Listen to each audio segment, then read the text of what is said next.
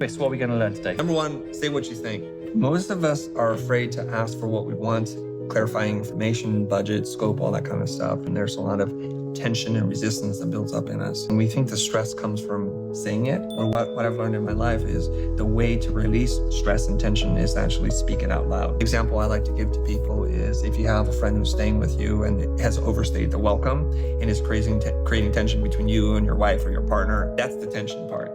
The part that you're afraid of doing is like, buddy, yeah, so can you find another place to stay? Because my wife and I, we need to get on with our lives. So when we're able to say it, all of a sudden that stress that we've been feeling is automatically released, and now we're good. So I learned this lesson early on in my business life when I hired a business coach, when he audited my sales call. And he asked me this question, like, how do you know what the clients want? And I was like, what do you mean? I'm supposed to know. I'm the designer, the director. They give us a script and I start spitting or pitching ideas to them. Isn't that how it's supposed to work? He goes, no. If you had them in front of you, what would you want to know?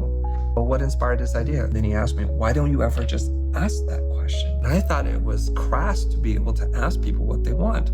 Like in your relationship with your wife, where do we eat? What kind of cake would you like? And you would want to know those things. But if you ask, then all of a sudden some of the romance and the magic is taken away.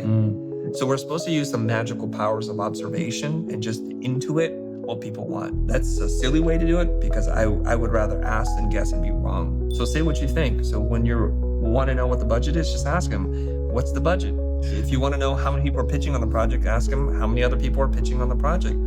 He gave me permission to ask and say what I think and to say it in the most simplest way possible.